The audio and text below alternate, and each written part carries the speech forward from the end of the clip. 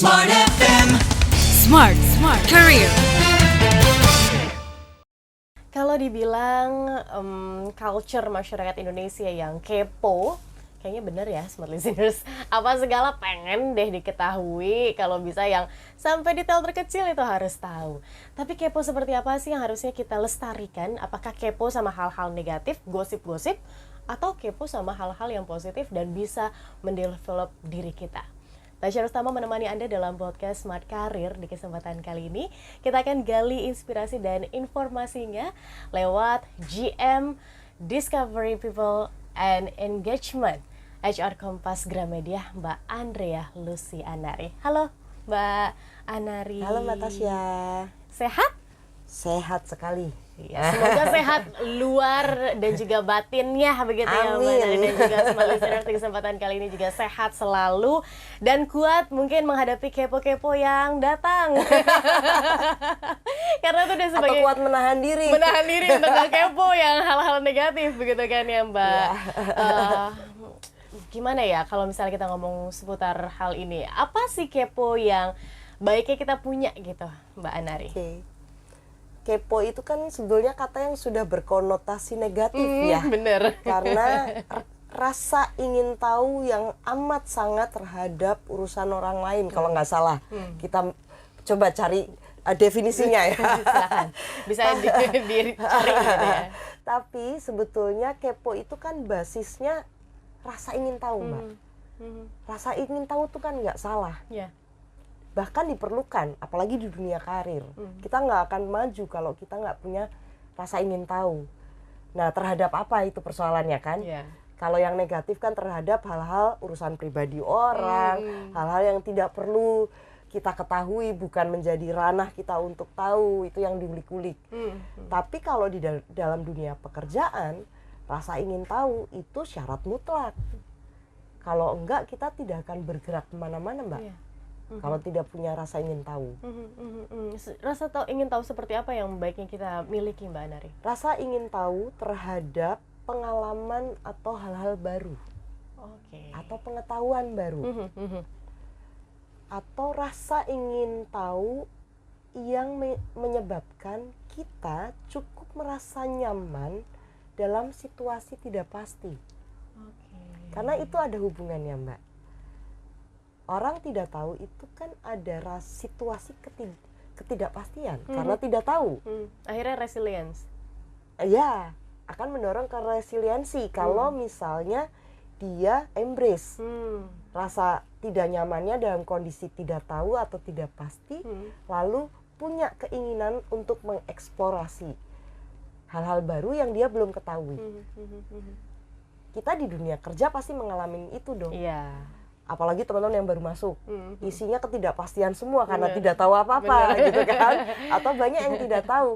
Kalau kita nggak punya rasa ingin tahu, ya situasi kita akan selamanya tidak nyaman dan tidak akan bergerak kemana-mana. Tetap ada keinginan, kesenangan untuk menikmati hal-hal baru, pengalaman baru seperti itu. Baik, ada hubungannya nggak sih Mbak Anari dengan mungkin orang-orang yang cuek, atau sekarang kita hubungkan lagi ke introvert dengan extrovert? Rasanya nggak ada ya. Tidak ada korelasi antara tipe kepribadian introvert dan extrovert terhadap rasa ingin tahu sih sebetulnya. Oke, berarti ini sebenarnya baiknya dan harusnya dimiliki oleh semua orang. Yes. Agar dia bergerak begitu ya. Betul. Semua orang, semua umur, Mbak. Exactly. Karena biasanya yang kepo begitu yang di young age atau orang-orang muda begitu kan. Kalau udah tua, udah banyak pengalaman, udah banyak makan asam garam, udahlah dilupain. Padahal masih banyak yang bisa dieksplorasi kan, dengan cara yang menyesuaikan atau bidang yang sesuai dengan minat dan barangkali usia. Ya. Dan pandemi COVID kemarin Mbak Anari pasti ini bikin smart listeners jadi nge-explore banyak hal ya. Betul. Ada yang tadinya nggak pernah berkebun, tiba-tiba berkebun, nggak pernah masak jadi masak, begitu. Berarti ini jadi salah satu hal atau kepo yang baik begitu yang diimplementasikan. Betul. Aku ambil contoh kota Jogja aja, yang hidup dari pariwisata, pada saat pandemi itu semua shutdown, tapi setelah pandemi muncul banyak sekali bisnis-bisnis baru di sana kan, itu kan efek pandemi. Itu resto, karena beberapa kita dengar ya, aku juga sempat ketemu beberapa pelakunya pas pandemi kehilangan pekerjaan karena semua orderan tutup. Mencoba sesuatu, memasak melalui YouTube atau channel yang lain, lalu dia sekarang membuka sebuah bisnis baru karena dia menambah skill yang baru.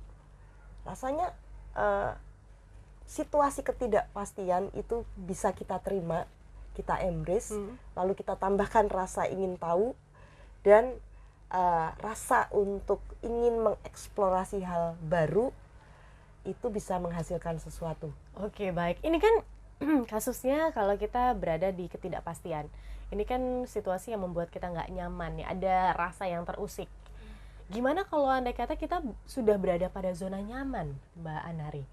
Gimana agar kita stay kepo, stay curious gitu, tapi ya padahal saat itu situasi kita udah nyaman, udah enak banget gitu. Kadang-kadang lupa kan soalnya. Betul. Betul. Kadang-kadang gini, orang di zona yang nyaman itu karena biasanya merasa sudah cukup. Perasaan cukup itu bukan nggak salah ya, kalau konteksnya benar kan baik. Menjadi tidak berlebihan. Tapi di dalam konteks zona nyaman ya tadi sudah merasa tahu semuanya. Gitu.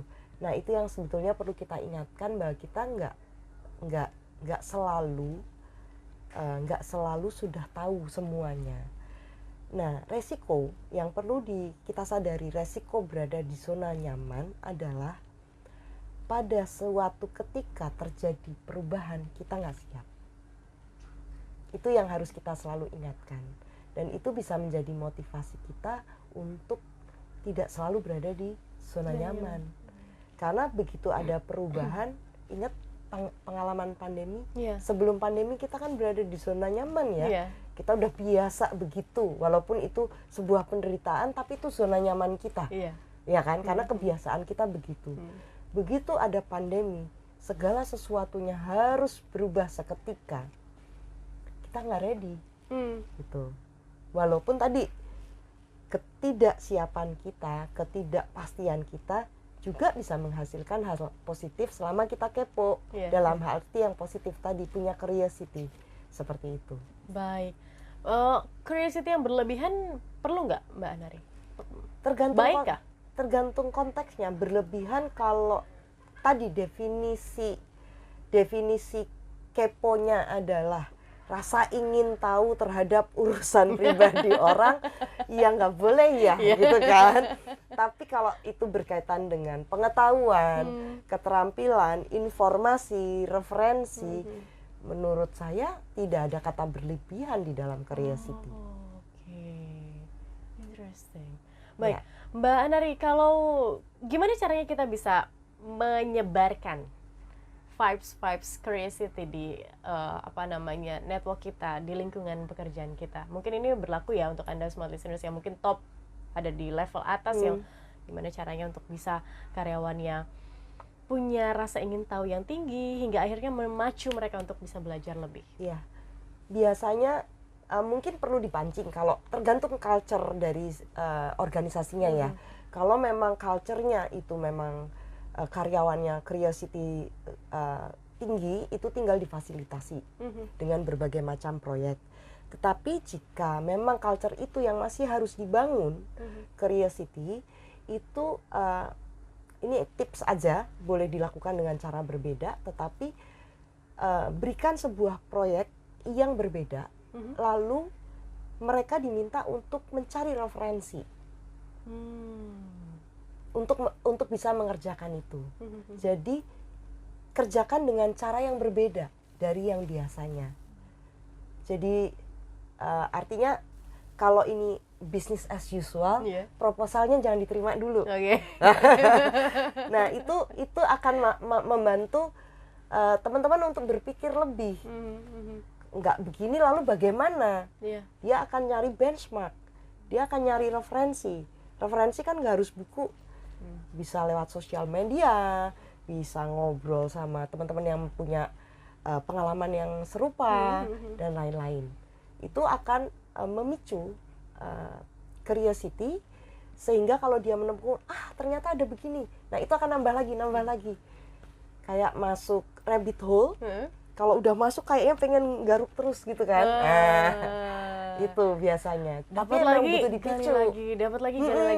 Kalau kayak gini ibaratnya didorong ke jurang gitu nggak sih Mbak Nari? Kan kalau misalnya kita dorong ke jurang ya otomatis mau nggak mau survive. Iya. Dan di situ yang mendorong kita untuk akhirnya curious gitu kan. Mau tahu. Iya. Justru itu tadi dipancingnya pakai proyek, tapi nggak boleh dikerjakan dengan cara yang biasa kita lakukan. Gitu. Cukup itu aja. Instruksinya.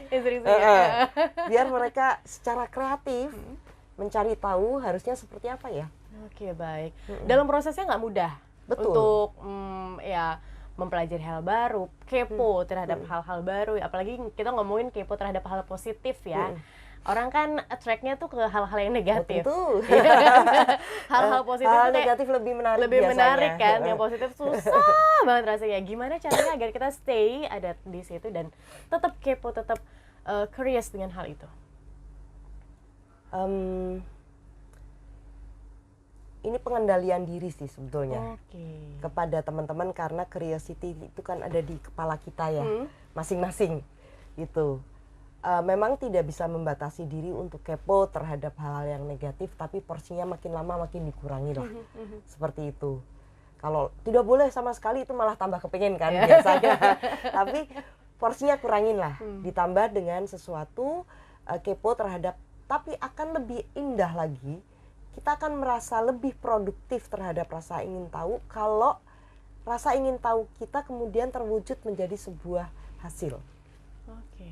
Menjadi produktif kan. Ada hasil rasa ingin tahuku membuahkan hasil atau menghasilkan sesuatu, itu membuat orang menjadi sibuk. Wah, seru ya. Kalau positif kayak tadi yang nggak biasa berkebun jadi berkebun, itu kan menghasilkan sesuatu. Dan sekarang yang pasca pandemi tanamannya kan pasti masih dirawat. Iya kan? Malah mungkin tambah advance, nyari tanaman yang lebih susah lagi. Yang tadinya masak gitu kan, tambah lagi bahkan buka restoran. Barangkali. Itu curiosity kalau menghasilkan sesuatu menjadi lebih produktif. Kalau kepo yang negatif kan jadi nggak produktif kan, Mbak? Benar. Nah, itu pembedanya, Mbak. Pembedanya. Baik, terima kasih Mbak Nari untuk insight-nya, dan semoga di kesempatan kali ini smart listeners yang mendengarkan kita bisa merawat rasa ingin tahunya ke hal yang positif, begitu kan? Hingga akhirnya bisa lebih produktif dan mungkin bisa menghasilkan hal-hal lain, apalagi di dalam diri dan juga karir masing-masing. Sekali lagi terima kasih Mbak Nari. Sama-sama Mbak Tasya. Dan kita berjumpa lagi Smart Listeners di podcast Smart Career lainnya. Akhir kata, saya Tasya Rustama dan Mbak Andrea Lucianari. Kami pamit undur diri. Terima kasih dan sampai jumpa. Smart FM. Smart Career. Make your future better.